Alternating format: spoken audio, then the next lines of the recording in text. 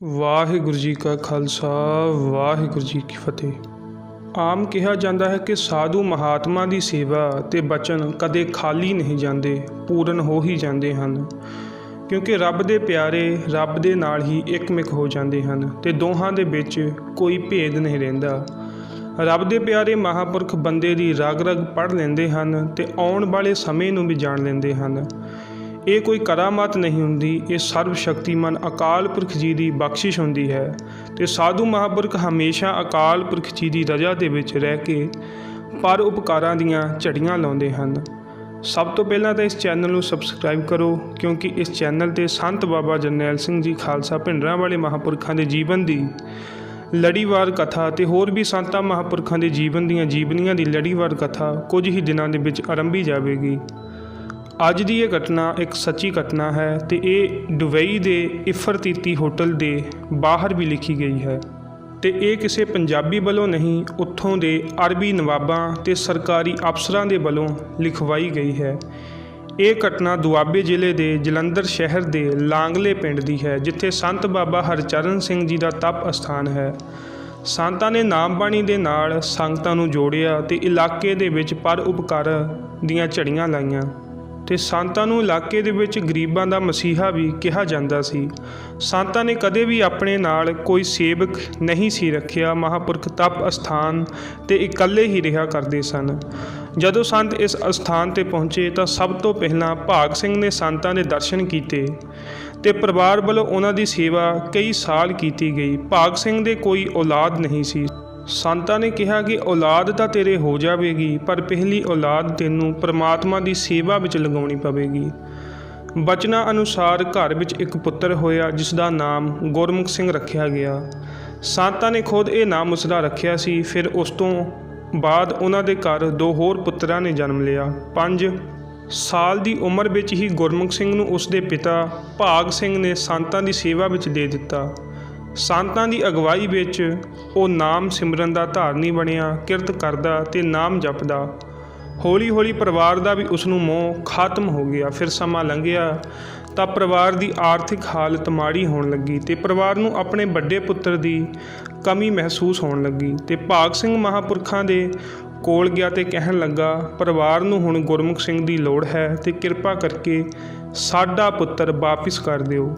ਸੰਤਾਂ ਨੇ ਮੁਸਕਰਾ ਕੇ ਕਿਹਾ, ਤੁਹਾਡਾ ਹੀ ਪੁੱਤਰ ਹੈ, ਵਾਪਿਸ ਲੈ ਜਾਓ। ਪਰ ਗੁਰਮੁਖ ਸਿੰਘ ਵਾਪਸ ਜਾਣ ਲਈ ਤਿਆਰ ਨਹੀਂ ਸੀ, ਪਰ ਸੰਤਾਂ ਦੇ ਕਹਿਣ 'ਤੇ ਉਹ ਵਾਪਸ ਘਰੇ ਜਾਣ ਲਈ ਮੰਨ ਗਿਆ। ਸੰਤਾਂ ਨੇ ਫਿਰ ਕਿਹਾ, ਇਹ ਤੇਰਾ ਪੁੱਤਰ ਦੁਨਿਆਵੀ ਲੋੜਾਂ ਨਹੀਂ ਹੈ, ਇਹ ਪਰਮੇਸ਼ਰ ਦੀ ਬੰਦਗੀ ਕਰਨ ਵਾਲਾ ਹੈ। ਦੁਨਿਆਵੀ ਲੋੜਾਂ ਲਈ ਤੈਨੂੰ 2 ਹੋਰ ਪੁੱਤਰ ਦਿੱਤੇ ਸਨ ਤੇ ਸੰਤਾਂ ਕਿਹਾ ਕਿ ਅੱਜ ਨਹੀਂ ਤਾਂ ਕੱਲ੍ਹ ਇਸ ਨੂੰ ਵਾਪਿਸ ਆਉਣਾ ਹੀ ਪਵੇਗਾ ਪਰਮਾਤਮਾ ਦੇ ਚਰਨਾਂ ਕੋਲ, ਤੇ ਇਸ ਨੂੰ ਮੈਂ ਹੀ ਵਾਪਸ ਲੈ ਕੇ ਆਵਾਂਗਾ।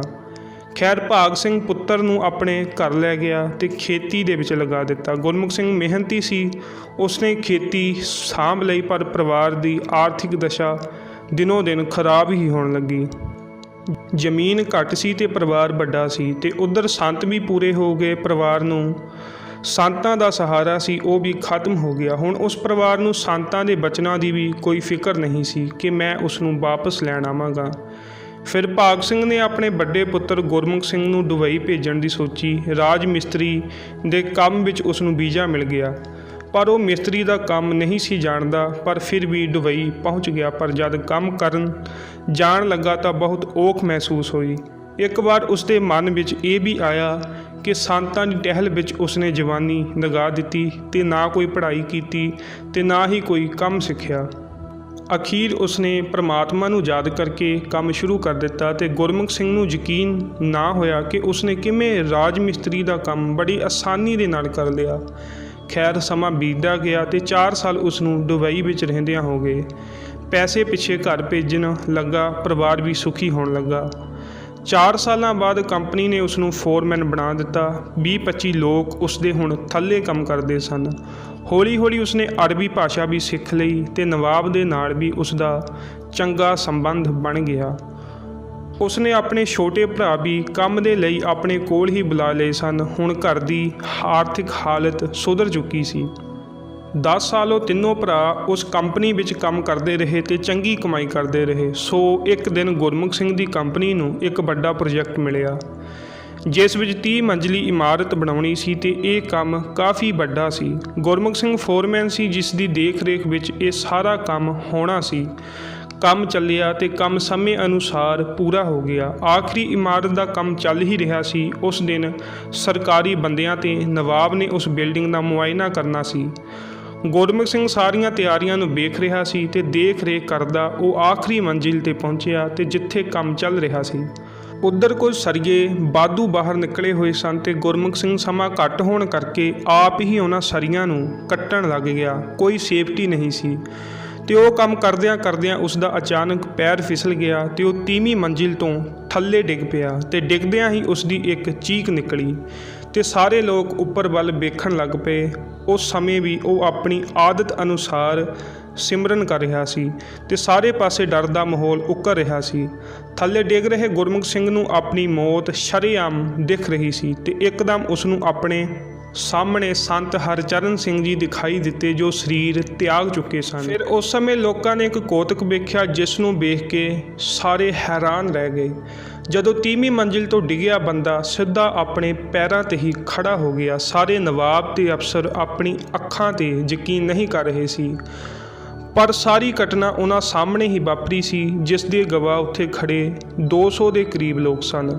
ਉਹਨਾਂ ਗੁਰਮੁਖ ਸਿੰਘ ਨੂੰ ਪੁੱਛਿਆ ਕਿ ਤੂੰ ਕਿਵੇਂ ਬਚ ਗਿਆ, ਤਾਂ ਉਸ ਸਮੇਂ ਗੁਰਮੁਖ ਸਿੰਘ ਕੋਲ ਕੋਈ ਵੀ ਜਵਾਬ ਨਹੀਂ ਸੀ। ਉਸ ਸਮੇਂ ਤੱਕ ਗੁਰਮੁਖ ਸਿੰਘ ਨੂੰ ਇਸ਼ਾਰਾ ਮਿਲ ਚੁੱਕਾ ਸੀ।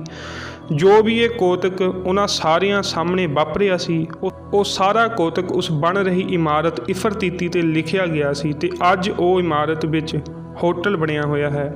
ਗੁਰਮੁਖ ਸਿੰਘ ਕੰਮ ਛੱਡ ਕੇ ਭਾਰਤ ਆ ਗਿਆ ਤੇ ਪਰਿਵਾਰ ਨੂੰ ਕਿਹਾ ਕਿ ਹੁਣ ਮੈਨੂੰ ਕੰਮ ਛੱਡ ਕੇ ਸੰਤਾਂ ਪਾਸ ਜਾਣਾ ਪਵੇਗਾ ਤੇ ਮੈਂ ਪ੍ਰਮਾਤਮਾ ਵਾਲੇ ਰਸਤੇ 'ਤੇ ਜਾ ਰਿਹਾ ਹਾਂ, ਕਿਉਂਕਿ ਮੌਤ ਤੇ ਬਿਲਕੁਲ ਮੇਰੇ ਕੋਲ ਹੀ ਸੀ। ਮੈਂ ਤਾਂ ਇੱਕ ਤਰ੍ਹਾਂ ਦਾ ਮਰ ਹੀ ਚੁੱਕਾ ਹਾਂ। ਤੇ ਇਸ ਤੋਂ ਬਾਅਦ ਉਹ ਕਦੇ ਵੀ ਘਰ ਨਹੀਂ ਆਇਆ ਤੇ ਗੁਰਮੁਖ ਸਿੰਘ ਨੂੰ ਹਜ਼ੂਰ ਸਾਹਿਬ ਕਈ ਵਾਰ ਵੇਖਿਆ ਗਿਆ ਸੀ। ਵਾਹਿਗੁਰੂ ਜੀ ਕਾ ਖਾਲਸਾ, ਵਾਹਿਗੁਰੂ ਜੀ ਕੀ ਫਤਿਹ।